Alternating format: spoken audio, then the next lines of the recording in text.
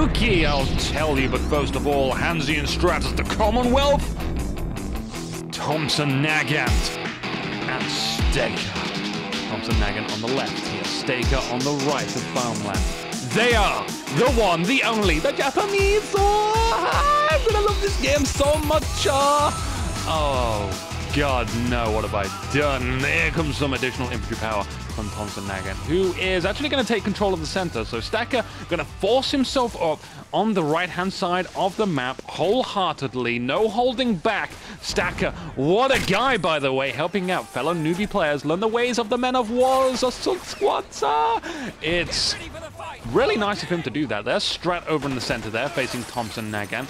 A lot of the glass greenhouse is being occupied by the Commonwealth forces. A slight gap in the Japanese front line, left by Staker, I feel, but he is charging right up there. He is going for it. That one brave lone soldier cannot hope to defeat any more than one guy.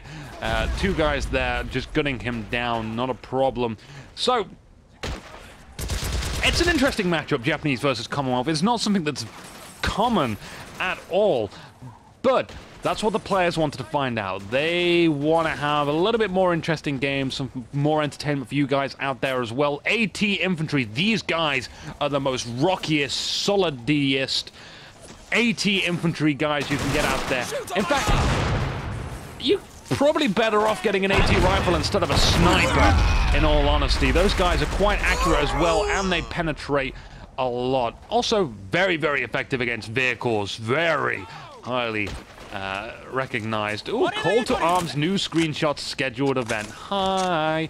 Sorry, I'm getting a little Steam announcement in the bottom right corner. You may notice that there are some few increased visuals, mainly the scoreboard on the screen. That's because in my time off, I've been working on learning some new things and generally trying to improve, you know, what I can without having any internet connection whatsoever. It really sucks at the moment, but I'll make it up to you guys. In fact, I forgot to mention, if you go on, I don't want to say Facebook, but unfortunately I'm going to have to say Facebook. I'm going to try, for the hardcore followers that you really want the games fast, you will get all of the content that I've made as soon as it is uploaded and ready for viewing. I generally like to release one video a day, sometimes two. Nice grenade for the window from Thompson Nagant. Will it get that guy? However, no, he dives into the other room. So you'll be able to see all the content I've created as soon as it's uploaded. Just go check out the Facebook. It'll be on some forum somewhere, probably the InukiTV forum, or relevant game forums like the Digital Mindsoft, and you can just check them out instantaneously. Like, no holding back. You'll get like 14 videos of Men of War straight away. So that's just for you guys that are loyal followers. In any case, coming back to the game, Staker still hasn't pushed this right-hand side as wholeheartedly as I suggested at the start of the game. But he is, at least at the halfway point, and he is the active aggressor in this situation. Sandbags are down there from Hansi on that right. Thompson Nagant has managed to do what Staker could not do. And he's taken this point. He's moving right back around here. Oh, I see an excellent opportunity to Granada. These two squads. There's two squads here. And there goes the double grenades. There we go. One blast missing, but harming one guy. That was a much better grenade on that rear squad there. Well worth the sacrifice of the two kamikaze guys. Or those two heroic soldiers have earned a legendary place in the Japanese history books. They'll be taught about in school. An Olicon firing through the building there. I'm surprised Thompson Nagant has managed to hold this sector for as long as he did. No reinforcements arriving here over on the right. Grenades away. Thompson, Strat and Staker, both well-known guys for their grenadier play. Although this is probably pretty laggy for them. They'll most likely not be using direct control too much. Instead of warrior grenades, perhaps a better option. You can see there, crossing it straight over. That one was indeed looking like it was in direct control, but the range of it, not so much. So I'm still saying that that was not in direct control, just judging by the way it was running as well. A gun coming in from the Japanese on the left-hand side. Interesting to see how that will be used. I'm not too sure if it's necessary to bring it in, or what kind of dangers lurk for it in the fog of war over on the Commonwealth side of the map. We also have that Olicon on the far right. Perhaps that's switched position, or there could be two Olicons. An Olicon is a very popular choice for the Commonwealth. Very low profile, high amount of damage, good range, You can knock out sandbags. That's the confirmation. 2 Orlikons on the field, destroying all of the greenhouses. Mega death in the middle, not the ban, just lots of people dying, both Japanese and Commonwealth. Grenades right over the top of the building. Half of that building is gone, making it an excellent, gigantuous doorway for the Japanese infantry. However, I think a bullet just went flying into my screen there. Less of the building now for... Well, the doorway is pretty much destroyed. It's just a wall now. AA gun's having some reversal issues. It's deciding that it wants to back up to the enemy. Sandbags down in a nice place. The greenhound destruction continues to be a bother for the Japanese infantry. Not able to take cover behind there. There's still some plant life that they can sort of duck behind, but really not going to offer them much cover at all. Not at that distance.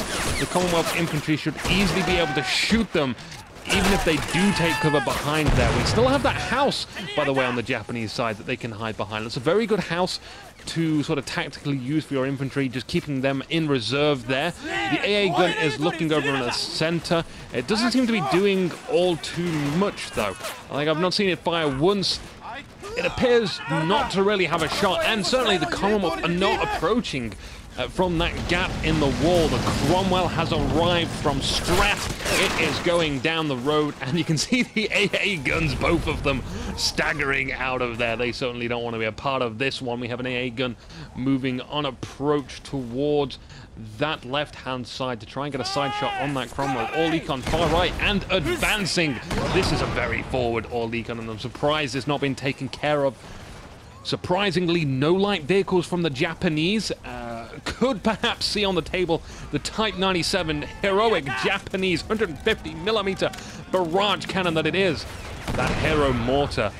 It is absolutely devastating to the field. You can happily pop that down somewhere between the middle and right-hand point, and they'll cover 2 sectors as well as be offensive and defensive in nature. Destroy a lot of infantry and the sandbag cover, which the Commonwealth are certainly popping down a lot of in the background. We have a knee free coming out here. That should take care of the Orlikon. Needs to be careful of that Cromwell tank on the field in the middle. Perhaps it's best for it to focus on that Cromwell before trying to engage that Orlikon. We still have the element of surprise. Lots of mines down here, by the way, at this flag point. There's that Cromwell in the middle, backing away right now. Still, Sean Connery still should not know that that Honey is back there on that road, getting closer and closer forward. It does appear that it will take out the Orlikon first. Double AA guns are hiding back here for the time being, which is a good choice, really. We don't want to lose them out. They've still not exactly done much on the field. Thompson bringing in one of those MGs. Now, the Japanese MG, I find it's the worst MG you can get. The heavy machine gun.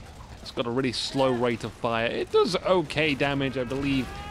Still not as good as the other MGs out there. This AA gun is just waiting for that Cromwell tank, and it does appear to have hit something around there. That Cromwell not moving anymore. The AA guns are still hiding around here and turning the engine. The Cromwell needs to be careful. It is now arriving closer and closer in range of that AT gun. It does take a shot. It goes right behind the engine. It misses. Now it's going to continue to go forward. Another shot is taken, and this time it hits.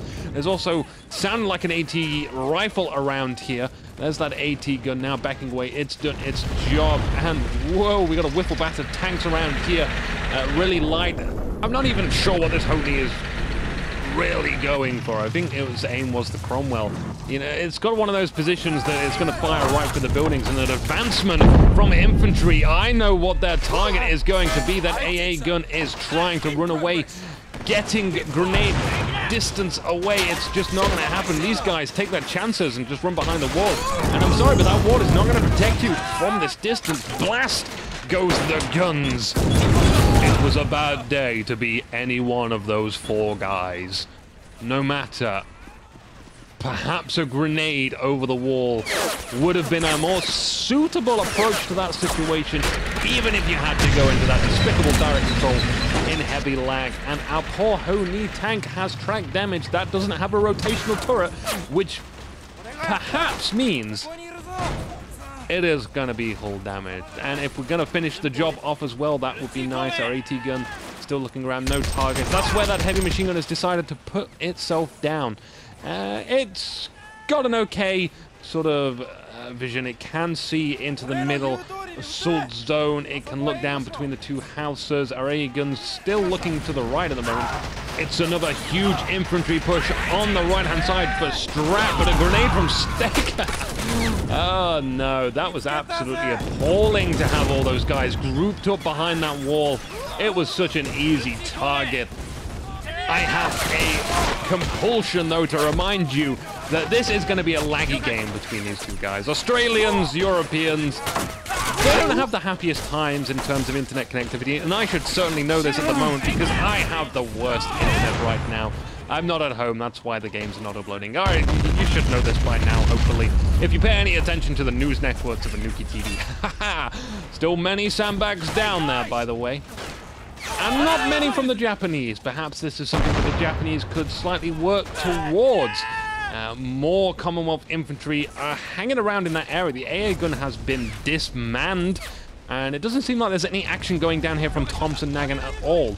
There is a Matilda. Matilda's known for their horrifying amounts of armor at the early stages of the game. It's going to pick off that MG first of all. There goes one round flying right over the top of it. No need to reman this. This is hardly going to do any damage to that Matilda there until we can bring out something. That AT gun is still situated around in the lake on the left-hand side. Our Honey could be repaired. We have another tank rolling out at the moment to go deal with that Matilda. I don't fancy the chances of this. I feel like the Matilda will probably win this one. That is Strat over there. And here we go. We're not even looking the turret in the right direction. In fact, it wants to deal with the infantry inside that building, completely forgetting or not noticing that there's a Matilda right in the central field. It's important to actually ping this stuff. I'm not seeing too much pinging at the moment, but pings are great. You'll hear me say it a lot. Just ping every single thing that you feel is somewhat important. There's a Cromwell on the right-hand side now. Lots of medium tank plays in this game. Once more, the side armor is turned. Lots of infantry just gonna run straight into. It's a fucking massacre, and a lot of Japanese losses being inflicted here by the likes of Hanzi.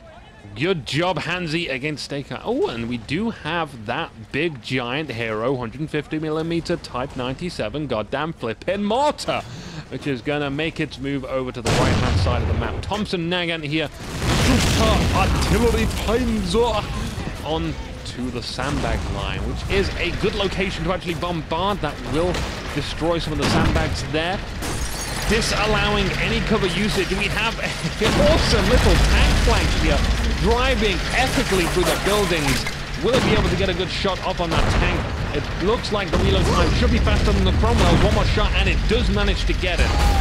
It just pulled an excellent maneuver there. That is one for the history books as well. Strat here with his Matilda hasn't actually managed to take care of that heavy machine gun just yet. You can see those sandbags in front of that heavy machine gun. It's really important. Those things make it survive a lot longer than it usually would do. It's pretty damn obvious. Another direct hit, but no dice. Maybe there we go. Finally getting that. And still, I don't see any hits from this AT gun here. We've got a few infantry hiding behind those rocks as well.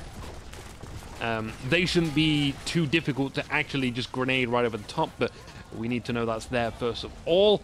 75mm anti-tank, anti-air gun arriving, and it's probably going to go and plop itself down in the middle somewhere to get that Matilda after defeating the Cromwell on the right-hand side.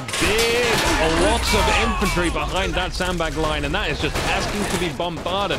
However, the shells are landing in just to the left of that. That's, if only we had waited one more finite second, perhaps we could have bombarded it into the right place. Hanzi approaching with a half-track this time, and it's looking mighty fine. I like it. That mortar is going to try and destroy that. You can see the blast radius as well. Absolutely legitimate. Just take out the gunner of that half-track. He's going to advance, and you can see what's happening here. Well, it's not happening now. The driver has decided to be a lamer and just explode for reasons beyond me. And now Staker's on the offensive assault with those specialist soldiers, the SNFL. And those guys are being picked apart by a sniper in one of these bushes, I believe. It must be that bush that they're shooting at there. Fire more rounds, please. It's not going to be good if that sniper takes more shots out. Those guys are very, very expensive. Each soldier is just so important to keep alive. And we're going to go back and pick up that rocket. We're not going to take out that sniper, though. Incoming a Tetriarch.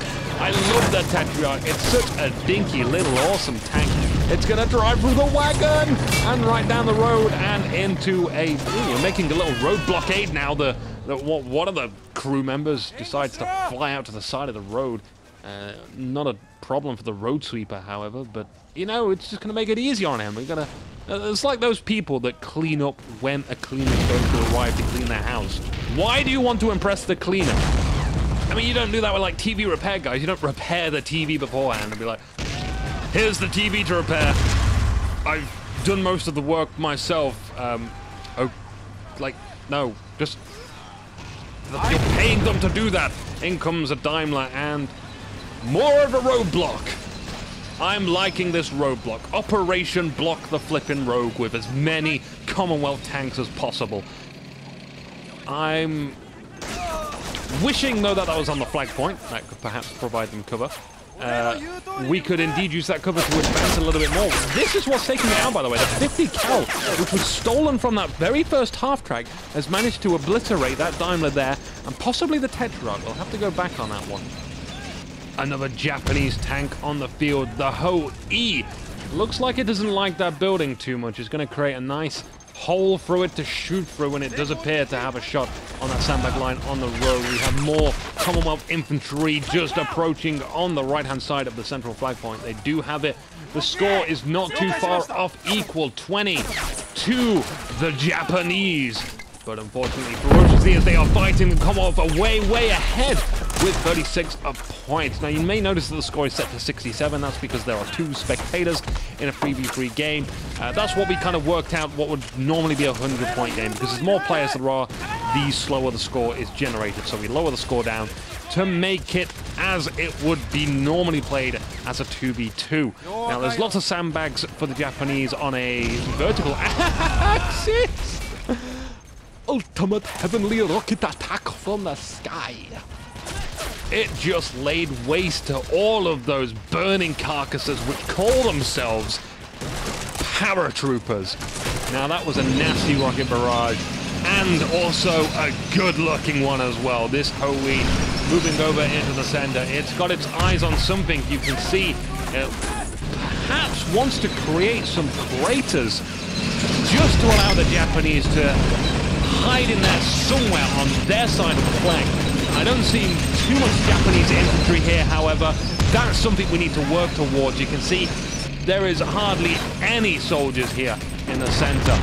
Good-looking ones on the left, all-right-looking ones on the right. Track damage now, and that's the fatality brought by this awesome tulip here from Hanzi. It's such an awesome buy as well. In a Japanese matchup, that is, because Shermans, regular Shermans, are actually not half bad against the Japanese army. These are like in an American versus Japanese matchup. There goes the Ho-Ni free, by the way. Staker bringing that just very, very close to try and deal with that tulip. Unfortunately, does not get the grab. Take that loss, unfortunately. But yeah, the Sherman, USA versus Japan matchup. The Sherman is not a half-bad buy. We have 2 artillery cannons out here now. And the Commonwealth also have Shermans of their own, so why the heck not? Especially one that you can bring in with additional rockets. And those could be used to actually take out some of the AT cannons out here. There's quite a lot of emplacements that the Japanese have brought out. It's an astonishing fact that I don't usually see from the Japanese play, or at least I've not seen in the plays I've seen. The Matilda and the crew burning there, getting out. Unfortunately, there is no cure for fire in Men of War Assault Squad. Tulip is standing loud and proud on that hill. Has Staker really run out of steam at this point in the game?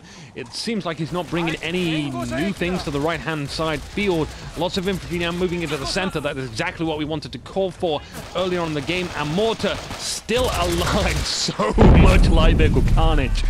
Those vehicles all repairable, by the way, but so hard to repair with the location that they have been. Full damage in.